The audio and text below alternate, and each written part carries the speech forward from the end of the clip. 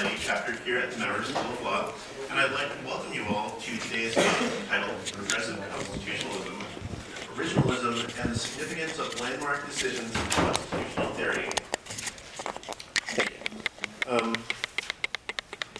Presenting today's talk is Bill Marshall, who is currently the Keenan Professor of Law at the University of North Carolina. Professor Marshall was a Deputy White House Counsel and Deputy Assistant to the President of the United States during the Clinton administration, and also has served as the Solicitor General of the state of Ohio. He has published extensively on the First Amendment, federal courts, and presidential power issues, and is a leading expert on judicial selection matters. At the University of North Carolina, he teaches media law, civil procedure, and common law, among other subjects. So without further ado, Professor Bill Marshall.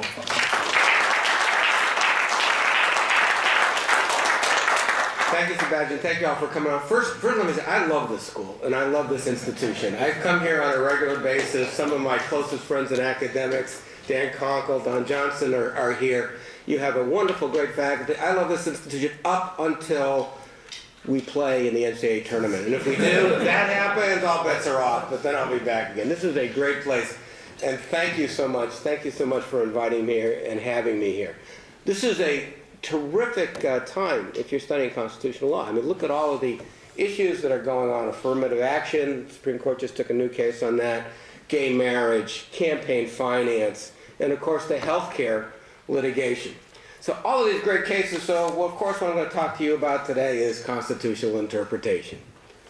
All right, wake me when it's over. Now, really, constitutional interpretation is exactly why these cases have become important. For the last 30 years, there's been a concerted effort to change the way we look at constitutional interpretation in this country. And if you believe sort of the popular accounts, conservatives apply the law and liberals seek results that they think are just. Conservatives adhere to a rule of law, liberals are wishy-washy and just want to get to results any way they can. Problem with that, it's not accurate, and I'm going to explain a little bit why it's inaccurate and what the conservative account does and why it's deficient. Roughly about 30 years ago, conservatives came up with the idea of originalism, to think of a way of interpreting the Constitution. There have actually been a few formulations of it. The first one was look at the original intent. What did the framers want to do? What were the framers expecting to do? And that's the way we should interpret the Constitution. That didn't work out very well because it was pretty hard to determine what the framers' intent actually were. It's somewhat difficult to apply the framers' intent to new kinds of ideals and concepts. We don't really know what Jefferson thought about GPS devices or Gouverneur Morris thought about movies or the internet. So there was a problem with that. So in a very influential article, Justice Scalia said, let's move things over and let's not talk about original intent and get into the subject that heads the framers. Let's talk about original understanding. And we'll interpret the Constitution on the basis of the original understanding of what these terms meant, and that might objectify, and we could expand it out a little bit so we could say that a search and seizure might include a GPS device being placed on a car later on because of the understanding of what those terms meant. That was originalism part 2. Originalism part 3 is we will apply originalist understanding except when we don't, and except when we want to reach results that are not particularly consistent with an originalist understanding. That has a little bit less been celebrated by the conservatives, but if you take a look at the actual constitutional law that they follow, that is a much more accurate description of how it's actually been applied. But originalism at least was designed to accomplish a few things. One, it was supposed to limit discretion. In reaction to the Warren Court, there was a major political counterattack against decisions such as one person, one vote, Miranda, and others, and certainly abortion, which actually was a result of a Burger Court decision. And politicians started talking about cabining judicial discretion. So the original idea of conservatism was let's not overturn the decisions of elected bodies. Let's not overturn congressional decisions. Let's not overturn the decisions of state. We need judicial restraint. Courts have been much too active. Conservatives rode with that for a while, and then, lo and behold, because of a series of Republican presidents, conservatives took over the control of the major courts in this country, and suddenly they like striking down laws. Suddenly, all of a sudden, it wasn't such a big deal to strike down a law when it was conservatives who were doing it for conservative reasons, so they abandoned the notion of conservative jurisprudence being judicial restraint and moved to this idea of originalism. And they thought that originalism would lead to a set of results that they wanted, and Don Johnson has done phenomenal work in sort of uncovering the papers that set out the map for this.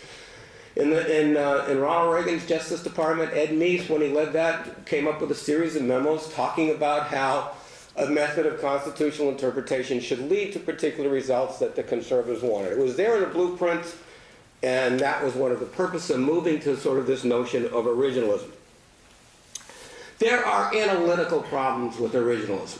First, is it really what the framers, or what the idea of a constitution is? Were the framers thinking to themselves, we want the Constitution guided either by our subjective intent or our original understanding, or were the framers visionaries who thought that in order for a Constitution to endure, it had to be able to reflect changes in the society around them? The interesting thing, and this I'm about to use a technical term, the interesting thing about originalists is they actually diss the framers, because they set the framers up as being short-sighted rather than being the visionaries that they actually were in putting together a document that was expected to be able to react to the changing conditions around it. Second, the framers were common law lawyers.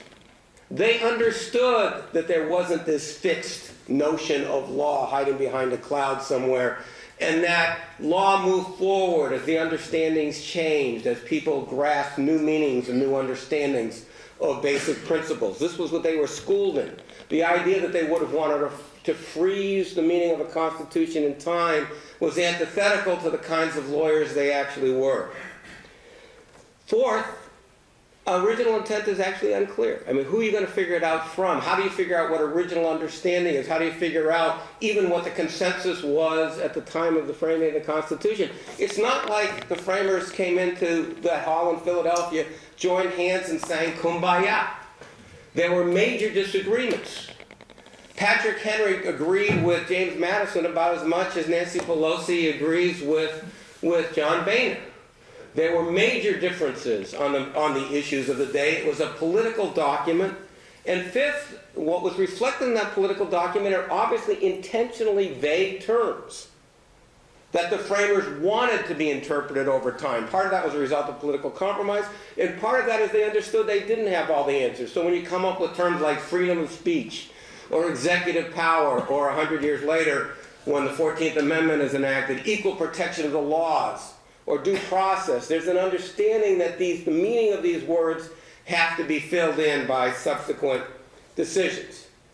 And all of these are problems with originalism, and then the larger problem that I referred to earlier is that conservatives use originalism continually, always, in every single case, except when they don't.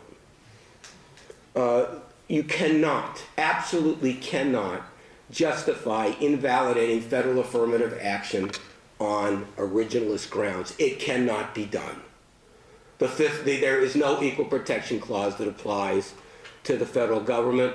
And if you took a look at the history at that time, it was quite clear that the federal government was providing programs that specially advanced one race and not other races. It can't be done. Citizens United, the framers hated corporations. They distrusted corporations. Corporations had very limited grants, and they were intentionally limited because the framers in that whole generation distrusted that notion of concentrating corporate power. The notion that the framers, or the original understanding of the First Amendment, would be that corporations have a right to engage and create these super PACs would have been a laughingstock to that particular generation.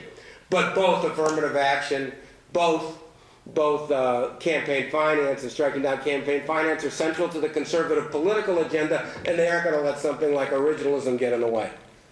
Even Justice Scalia, when he talks about property rights in the Lucas case, suddenly says, well, I really can't find this in the Constitution.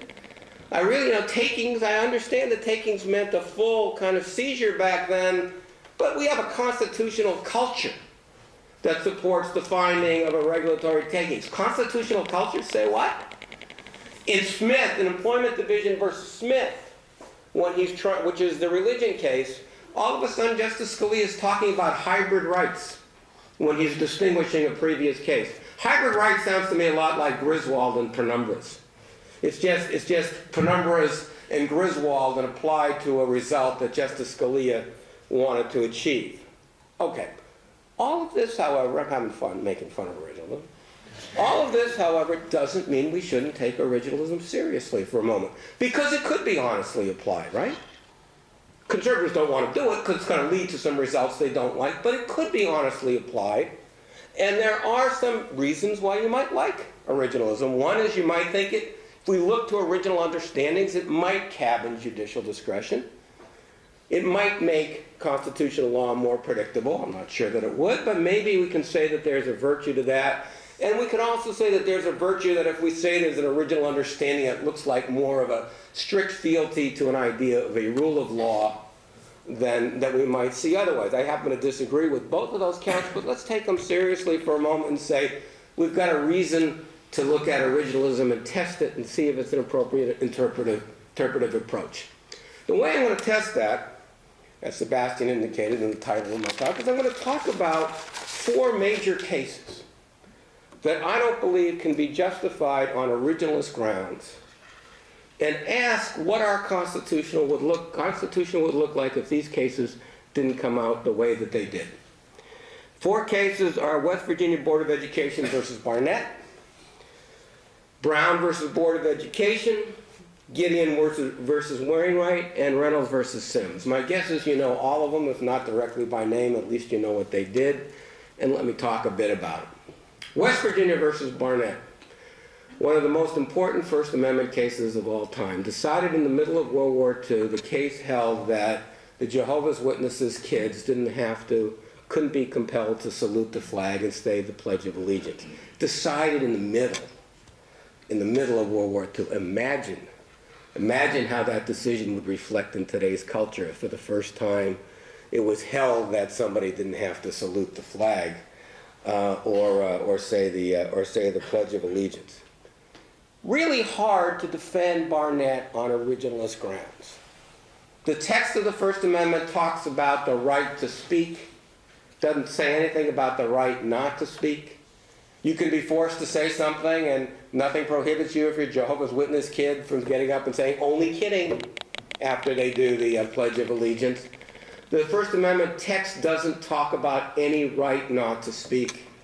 The Constitution itself has a ban against one kind of oath, a religious test oath, but doesn't suggest that there is any ban against any other kinds of oaths.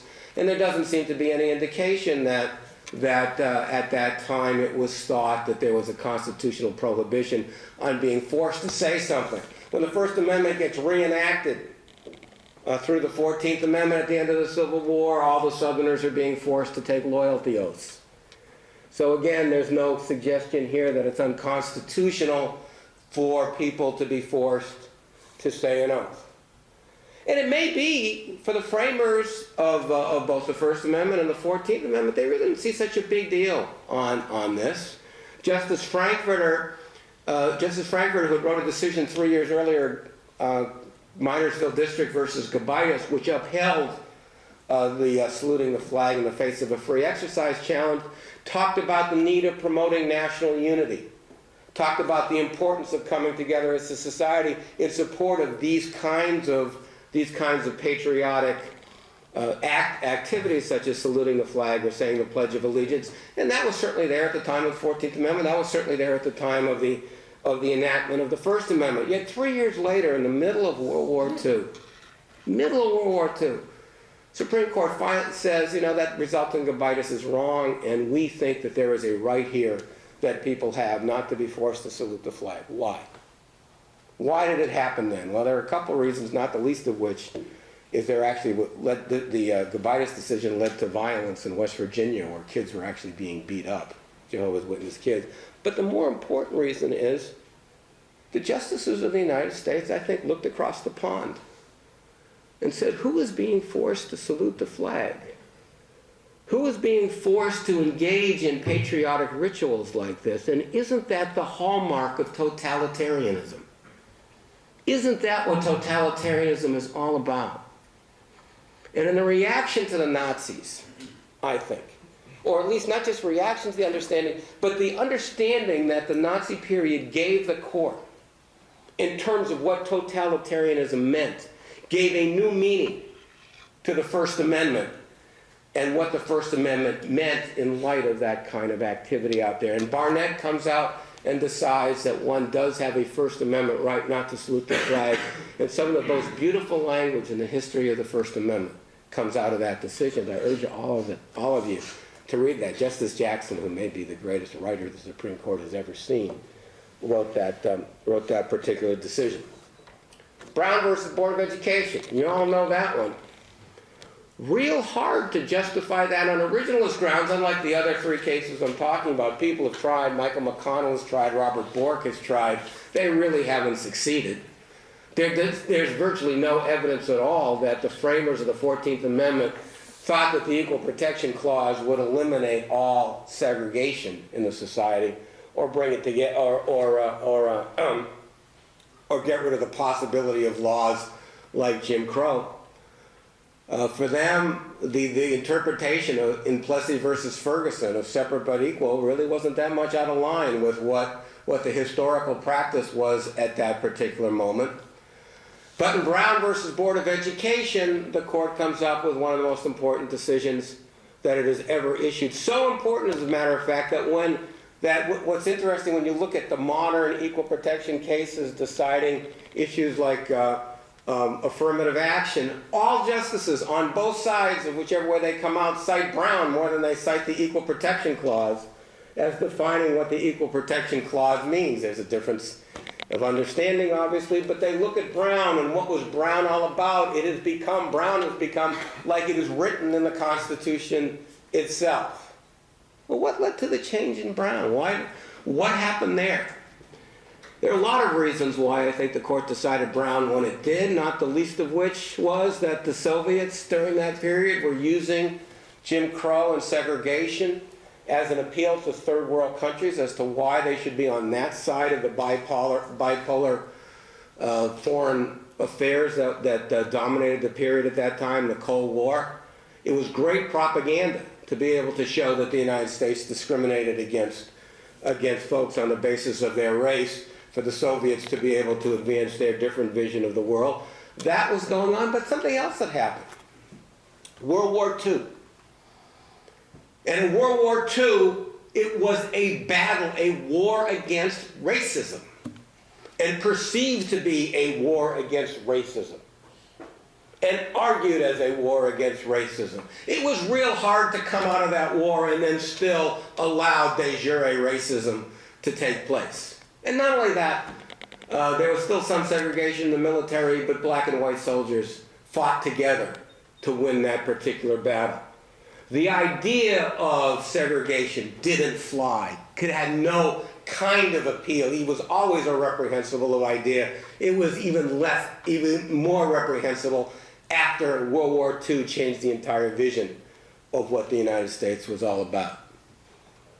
Case number 3, Gideon versus Wainwright. The right to counsel. A case so important it inspired a movie starring Henry Fonda. Does it get any higher than that on the ultimate constitutional plane? Gideon, a poor person unable to afford counsel, manages to take his own case to the Supreme Court, and the United States Supreme Court holds that individual defendants have a right to counsel under the Sixth Amendment of the United States Constitution. Not originalist. Nobody argues it's originalist. Why? The Sixth Amendment of the United States Constitution was enacted in response to the fact that merry old England had a rule that if you were accused of a felony, you couldn't have a lawyer. Where does England get this stuff? I mean, that was its rule. You could not have a lawyer if you had a felony, and this was a reaction to that rule. It wasn't any statement of affirmative rights that you had the right to state-appointed counsel. If you were accused of a crime. It was a reaction only to England's rule that felons were entitled to to have lawyers even if they paid for themselves. But by the time, Tony Lewis has written about this, but by the time Gideon is decided, it's realized that one of the major problems with American justice is the fact that only the rich can afford it. And there have been those who've argued quite eloquently that Gideon was necessary to basically establish the legitimacy of the American criminal justice system. That in a system that was so skewed, when only the wealthy could afford to have counsel, you couldn't look at our justice system and say that it in any way did what a justice system and a democracy is supposed to do. And Gideon spoke to that issue. And Gideon reflected that notion of what justice meant in a real and certain way, in a way that differed from maybe what that understanding may have been at the time of the framing of the Sixth Amendment. And finally, Reynolds versus United States. Many of you probably don't know that case by name, but it's the case that gives us one person, one vote. One person, one vote. Pull out your copy of the Constitution and tell me where it says one person, one vote. You're going to have a hard time finding it. But how many times do you hear the mantra, one person, one vote, again, as if it is written right in the text of the Constitution? Because the principle, it can be manipulated in a way that creates massive distortions, as we see by partisan gerrymandering. That's true. But the basic understanding of one person, one vote, again, is a basic statement of what a democracy means. Why did it take until the 1960s for the court to figure out one person, one vote? Well, that's fairly easy, actually, if you take a look at history. At the time of the framing of the Constitution, the right to vote was pretty limited. You had to be white, you had to be male, you had to be a property owner for the most part. That was what was necessary to vote. The idea of one person, one vote was ridiculous because so few people had access to the franchise. After the Civil War, the property restrictions gradually eroded, and after the Civil War, of course, there was a 15th Amendment which gave African Americans or gave the right to vote. That didn't become realized, by the way, until the passage of the Voting Rights Act in the early 60s. But at least on paper, there was a right for blacks to vote, and by the 19th Amendment, of course, there was a right for women to vote. So by the 1960s, by the time Reynolds is decided, we have universal suffrage. And against the background of universal suffrage, one person, one vote makes complete sense, whereas against a background of very limited voting at the time of the framing, the idea of one person, one vote probably couldn't even be conceived. It was so alien to what the framers' time period was. So again, what the court does in Reynolds versus Sims, it reflects the changes that have occurred. The principle is the same, the right to vote, equal protection, that's the same.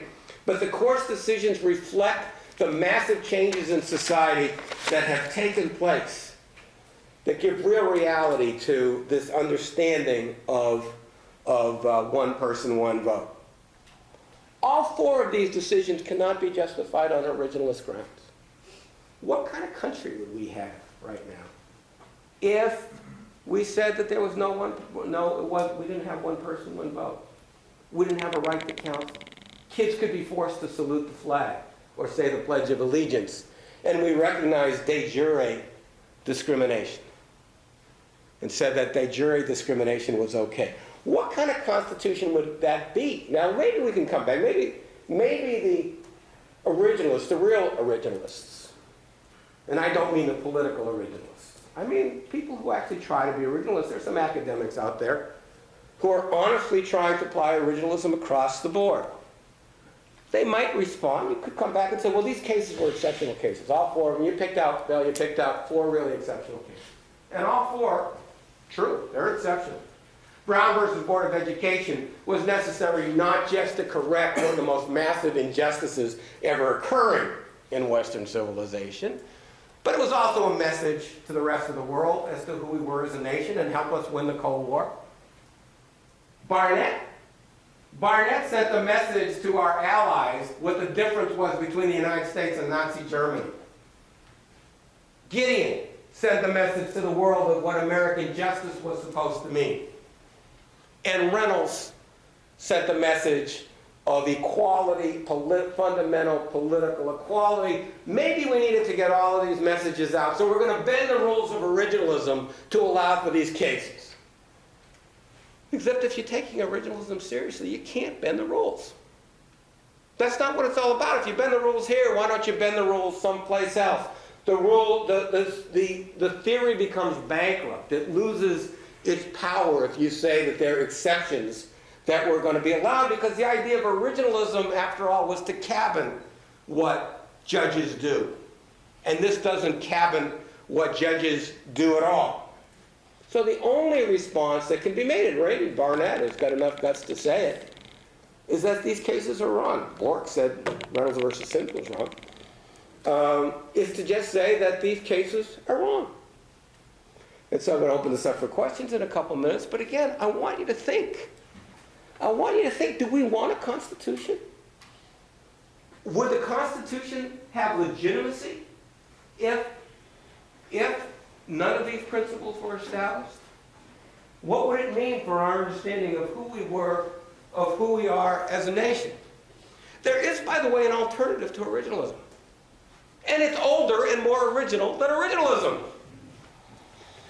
And that's what Chief Justice Marshall, I wish I could say he's related, but unfortunately, what Uncle John said in McCulloch versus Maryland, when he said we must never forget it is a constitution that we are expounding, and that it is intended to endure. The framers knew what they were getting into. The framers knew what it meant to set up a constitution. And I'm not talking about individual subjective intent. They knew they were setting a framework for the society, a democratic society in which liberty and equality and democracy were our fundamental guiding principles. And that's why they sent up the Constitution that they did, and that is why John Marshall, who certainly knew a hell of a lot more than Justice Scalia did, or Ed Meese does, about what the framers were thinking, because he was one. Well, he wasn't exactly a framer, but he lived at that time period. He was right there. He saw it. And I think if we take a look at alternative, that's a good one. We must understand that it's a constitution we are expounding. Yes, it may lead that we can disagree as to how cases should come out. It doesn't, and yes, we must take a look at text, and we must take a look at history in developing the best arguments we can about how a case should come out. But we shouldn't confine ourselves to some artificial theory which was conceived 30 years ago and designed to effectuate conservative political results. So that's my thoughts. I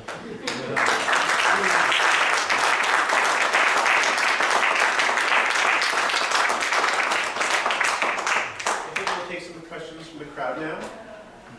So, Dan. Bill, why do you think so many, for lack of a better term, liberal or progressive academics are now purporting to buy into originalism? I think of Jack Balkin claiming that you can defend the low grade on originalist grounds. There's sort of this "you can't beat them, join them" approach. And why are there not more forthright advocates who are saying this theory doesn't work, we need to have something different? And I think, 10 or 20 years ago, there were a lot more folks who were, at least in the academic community, and to some extent on the court, explicitly indicating that in fact the Constitution's meaning does evolve over time. You've got, I can think of cases from the Supreme Court, Thurgood Marshall talking about how equality evolves over time. Why has that seemingly disappeared? In other words, it seems to me that the originalists have won the battle, or at least they've won the war, but it seems like they've won the terminology. Yeah, they've won the battle and then they've given it up. Let me explain how that is. First of all, I think the reason why everybody is citing originalism is because it's very powerful rhetoric. It's really a lot more powerful rhetoric to say that the reason why this case should be decided the way it is because it traces back to what the framers wanted than it is to say the reason why the case should be decided the way it is because I think so. So the idea is a very powerful rhetoric, and I think liberals gave up the farm when they didn't try to cite, because actually what Marshall was talking about really wasn't anti-originalism. When he says it's the Constitution we are expounding, he's taking a look and saying the original idea of the Constitution is that we're going to set forth some principles. And I think what the difference between what progressive constitutionalism is that progressives say the Constitution sets forth principles. And those principles stay constant over time, but their applications don't. The idea of a political equality is an idea in the Constitution. It means something different when we're looking at voting in 1789 than it does when we decide Reynolds versus Sims in 1964 or 63. The principles stay the same. That is an originalist way of looking at the world, but progressives didn't grab that, didn't use that terminology.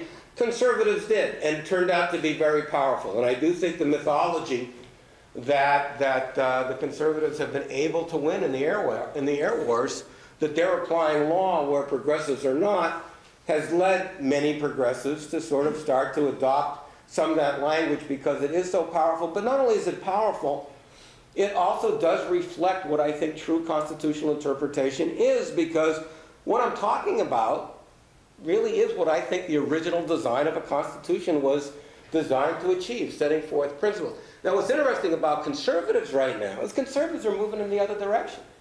They're tired of being battered around. Justice Scalia recently said, you can't justify equality for women under the 14th Amendment. It's pretty clear. Equality for women wasn't thought of as part of the adoption of the 14th Amendment as a historical matter. I don't think there's much debate. He's right on that. Steve Calabrese, who was one of the leading founders of the Federalist Society, writes an article talking about how we should be able to recognize women's equality right now. Why? He's tired of getting pounded for not doing that, but he's also using a method of originalism that becomes so abstract that it's basically the same thing as progressive constitutionalism. So yeah, originalists won the original battle by framing the constitutional debate, but they have begun to move off it because they don't want to say that these cases should be overturned. You don't want to overturn Brown versus Board of Education. You've got to come up with some fancy argument as to why it fits within an originalist methodology. You don't want to overturn Barnett. So I think, the fact is, progressives are now beginning to win this war, at least as a practical matter. Still not, I don't think, in the airwaves.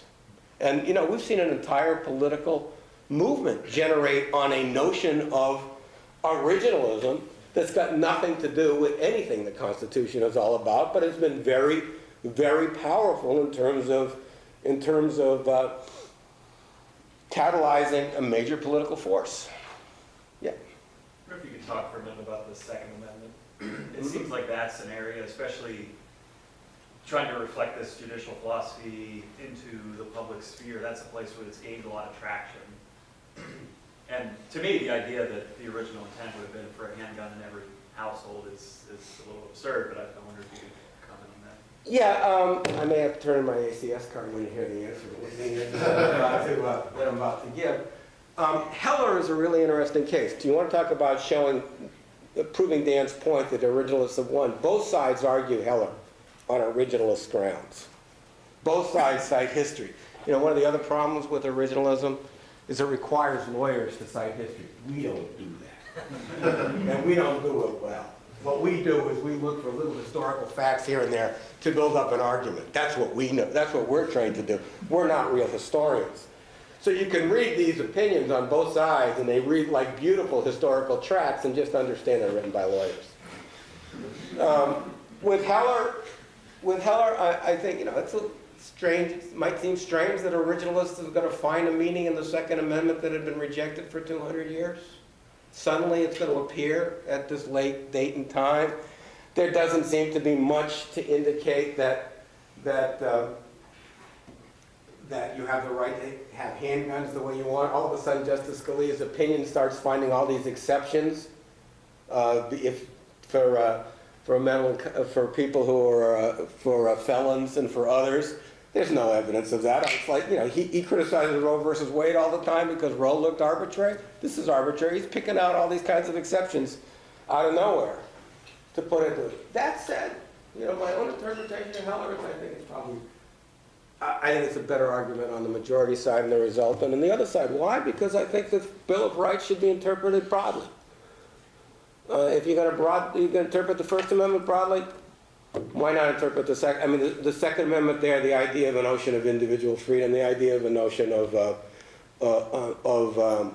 reaction against the state that is inherent in the First Amendment, I think, is in the Second Amendment. But I'll have to give up my ACS card on this one because a lot of folks don't agree with me on this. We could talk about this in greater detail. But Scalia's opinion, I think, can be seriously criticized as not being the originalism that he ascribes to, but the idea that we should interpret individual rights broadly, and that's one of the things the Bill of Rights was set to do, I think is arguably a good originalist understanding, even if it's the amendments we don't like. Yeah. I was wondering how you might respond to the originalist argument that it's okay to look at the Constitution as originally intended because there's a built-in procedural framework for amending or changing or adding to Constitution, at least in terms of its fundamental principles, to account for unforeseen contingencies that might not have been considered at the time of the original framing. So in terms of big principles, Roe v. Wade type principles, why can't we look at it in its original? Because the amendment process. Because the amendment process is enough. Yeah, I mean, I think that's one of the better arguments that they have. It doesn't overcome the fact that it's pretty hard to determine what the original understanding is and all of these other kinds of things. But again, I want to emphasize that there were common law lawyers. And as common law, I mean, the amendment process is there, but I'm not sure that they believed it was a panacea. It meant that any changes had to go through this incredibly arduous process of constitutional amendment, which is, we've had so few of them. I think it tells you how hard the process actually is. But they really were common law lawyers. They saw the idea that law would evolve in time. So I don't think the amendment process really refutes that kind of understanding of who they were. It just provided another way, if necessary, for the Constitution to be amended. Yes. So I'm a 1L, and so a lot of what I think some of the shocking things that we discover in our first year is how many legal fictions there are, just for the sake of people feeling good about law. And I'm wondering. The presumption of legislative rationality. That would be number one in my book. Or originalism. So my question is then, is there an issue if we were to stray from using originalism as justification of losing some legitimacy in the eyes of the populace in the courts? I mean, what should we use instead? I mean, because we already can't say anything is based on moral grounds or religious grounds or purely this is my idea. And I'm afraid they're going to run out of justifications that will sound like anything a judge should be using. I guess where I'm going to take that on is I think that the process of constitutional decision making is legitimate. The idea that what a judge is going to do, and judges can come to honest disagreements on something. The idea that I was just teaching. I don't know if you guys have done the Michael H. case, the case in con law yet, but the case of whether or not a biological father has right to have access to his biological child. Okay, when there is a married father there, and California presumes that any kid born of a marriage is the child of the married person. I was reading over that. That's a hard case. That is really a hard case to figure out how you want to decide that issue. But I think if a judge gets up, I'm going to decide in favor of the biological father because it's Tuesday, then I think that's not going to work. But if a judge comes up and says, I'm going to take a look at our precedents that are out there, I'm going to take a look at the text of the Constitution to the extent that guides me, I'm going to take a look at history on that, I think they can come up with a pretty good argument. That's what we do. That's what law is. And it's just as legitimate when a judge does that as a constitutional matter that when a judge who decides a contracts common law case moves the law a little bit and says that we don't need privity in contracts the same way we used to need privity, or we used to think we needed privity in contracts. I think there is legitimate dispassionate judicial decision-making that can be done. I mean, I'm concerned that that our society is so polarized that we don't do that as much as we need to, but occasionally you see it. Occasionally you see real efforts for folks to put, I think David Souter was probably an ideal on that, who really tried to put his personal predilections behind to decide a case, as he felt the law meant that wanted that case to be decided. And the term law is not just text, it's all of the processes of legal argument. Yeah. Yeah, thank you. This is actually really interesting. 2 points on the Second Amendment. I was wondering, like 20 years ago, Bork, and I can't quite quote him, I don't remember, said something to the effect that the Second Amendment, the argument about individual rights is laughable or not credible. Berger said the same thing. This is in 87 maybe. So is it to Dan's point, like what happened?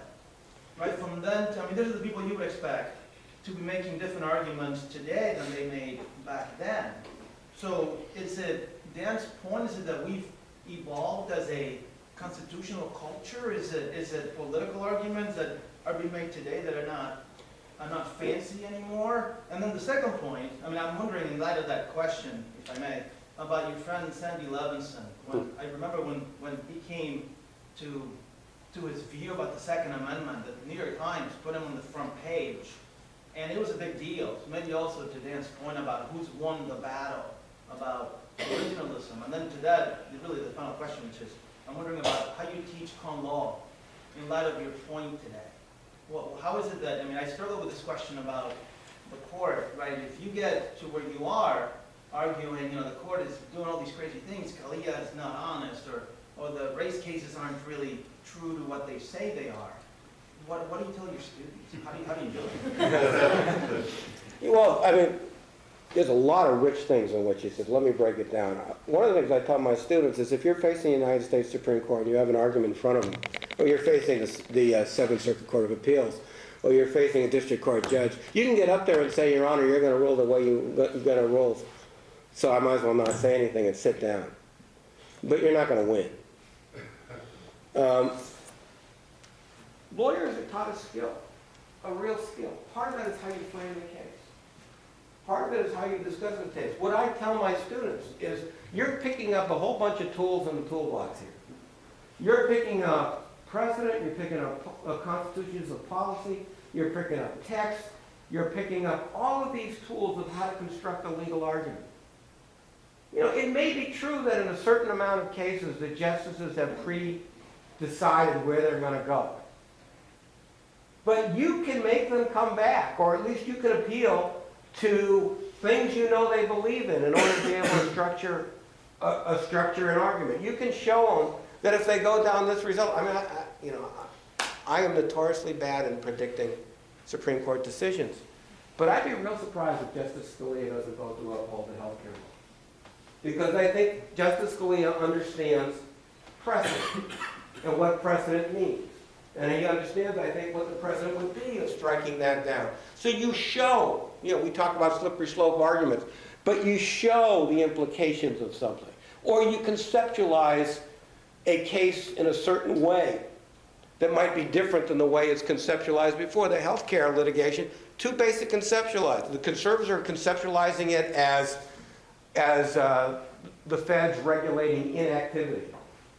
That's one way of phrasing it.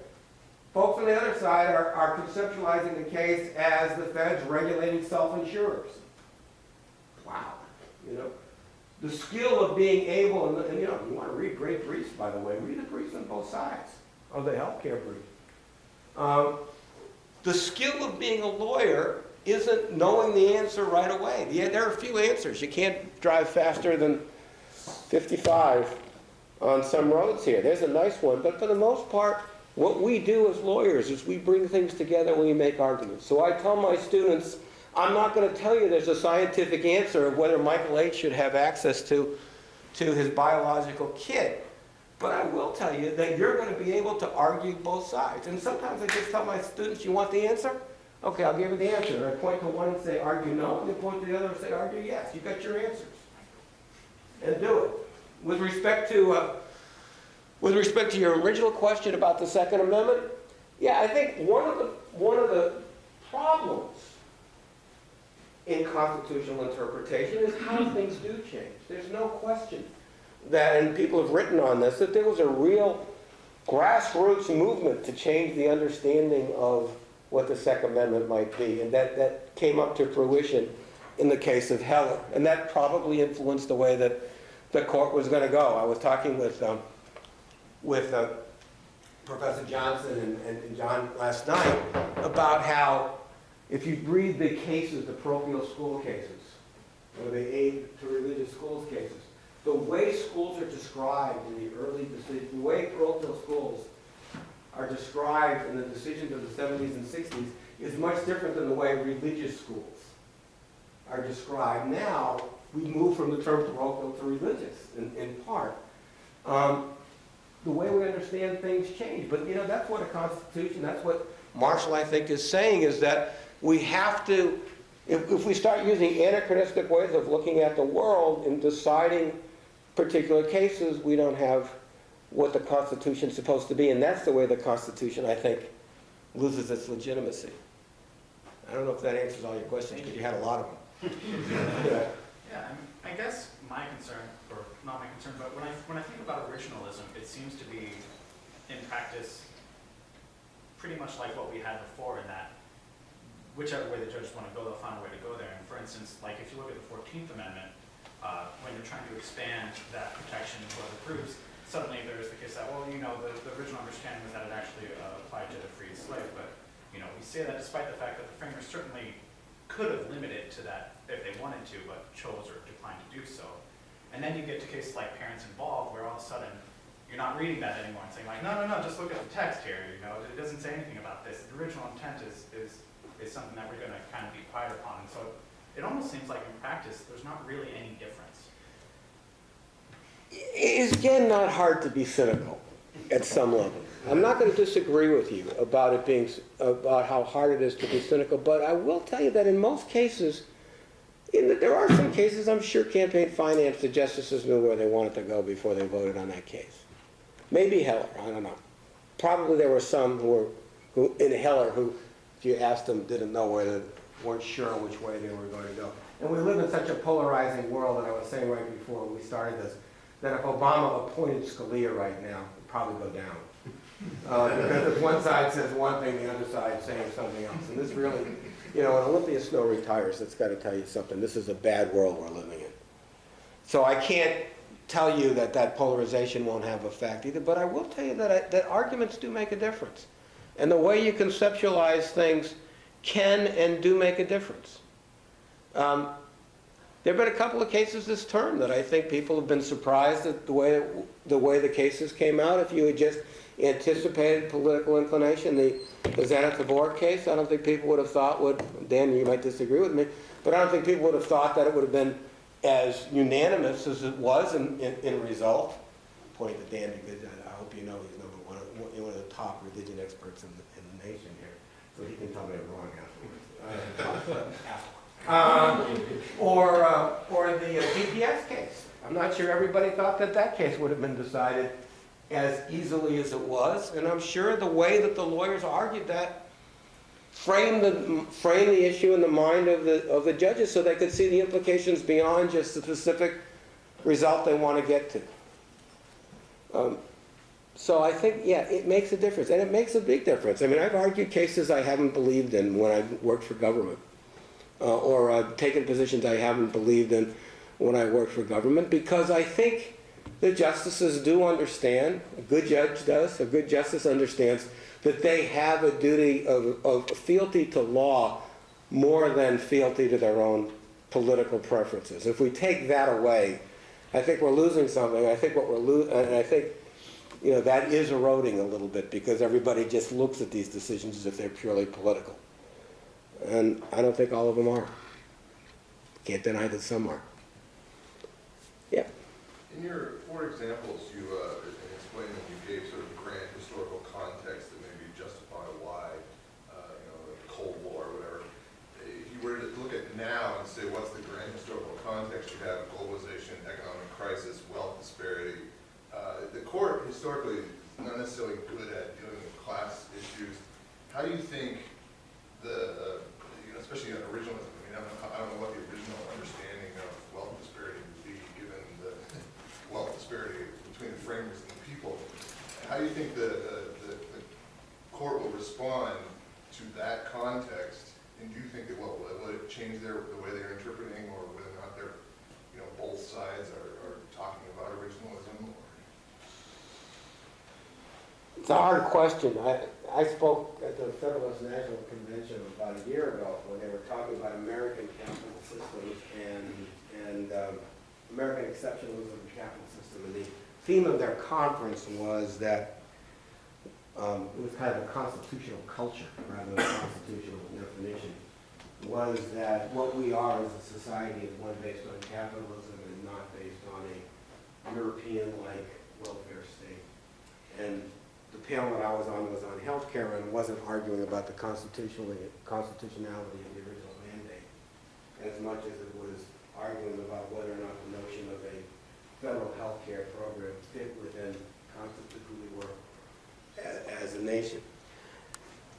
I think my answer to you probably would be in the Social Security cases. If you read the Social Security cases like Helvering, the court talks a little bit about how we live in a different society where in order to avoid bad economic conditions, you really can't move to unsettled areas anymore. And they see a time of an economic, that the economics of people are interchanged, the economic success of people are interchanged in a much different way than they were in an agrarian society. And I think that theme will probably pick up. You see that in the Commerce Clause cases, all the way up to Wickard. You see that, for all you personal jurisdiction fans, in the personal jurisdiction cases in which this notion of economics and economic effect has a much greater salience. And there's constitutional principles there, as well as beside the protection of property, as to why a federal government has to deal with those kind of concerns. Yes. You said that constitutionalism should be more of a matter of principles that have uniform meaning, that have different applications in different contexts over time. But it seems to me that the same argument you had at the beginning of your talk about how the framers themselves didn't have a uniform knowledge of what it all meant. How could we possibly have a uniform knowledge or a common set of principles that we all could agree should be reflected in constitutional theory? I think it's a great question. I think there's some broad ones we can recognize. I think we can pull equality out of the Reconstruction Amendments and the notion that we have a constitutional commitment to equality. I think we can pull out liberty from the Bill of Rights and the notion that we have a constitutional commitment to liberty, not unfettered, but, and that's how I get to where I get on Heller. I'm not a gun person myself, but that's how I get there. Some sort of notion about liberty, and I think the other principle that we have is democracy. These are difficult questions, which is why I like actually footnotes, in particular footnotes for Caroline products. Because I do think that the court is right there when it understands that, a lot of these questions maybe are best decided elsewhere. And we're going to suggest that there are certain categories of the questions that are best decided by the court because of particular institutional problems involved. But for the most part, we think we need to defer. So I think we need to recognize both that notion of deference to the political actors in certain circumstances and also the recognition of these stronger principles. And I really do think liberty, equality, and democracy are the three governing principles. Why I think Citizens United is problematic. There is a liberty side of that, but the corruption of democracy that decision has led to, I think, is inconsistent with what the framers would have conceived as a basic principle of our society. One more question, or no more questions? Are we all agreed now? Yeah, way to back. Well, Speaking about deference, the court often speaks about how they should defer to the legislature because they have a better ability to collect facts and find empirical evidence and things like that. I look at legislatures today as being entirely incapable of that process. It's very difficult for them to even agree on what the basic facts of the problem are. Does that give a more of an opening for the court to practice a little more of its own discretion? Or sorry, to open up a little more of the court's yeah, discretion? a great question. And it's funny you should bring that up because I've taught for a number of years. I'm actually only 28, but I look a lot. And you want to talk about things changing over time. Students, perceptions of students change over time. I have the most libertarian class in con law that I've ever had in my life this term. And they're not social libertarians. I mean, they are social libertarians and economic libertarians. And they're trying to deal with the basic question of substantive economic due process. And a lot of folks were much more sympathetic to the result in Wagner than I had seen before. And that includes students who would have identified themselves as politically liberal. And I asked them why. And their answer was Citizens United. That the perception of folks right now, much more than even 5 years ago, is that legislators are completely bought and paid for. Now, this has always been part of the American system. Mark Hanna, the industrialist from Ohio, who was McKinley's advisor, I was just a kid, once said there are two important things in politics, money, and I can't remember what the second one was. So it's always had an effect, but I think it's had a massive effect right now, and I think it's really led to a much greater distrust of the political process, and particularly the legislative process, than we've seen in some time. That, and you combine that with the polarization on the Hill, in which nobody seems that they can talk across to anybody. Yeah, we've got a problem. I mean, will that lead to greater judicial involvement? I don't know. Certainly for my students, it does. Because all of a sudden they're starting to say, I don't care if these folks are 9 unelected people. They're going to give us a better product than the United States Congress. Well, thank you. All right, thank you all very much.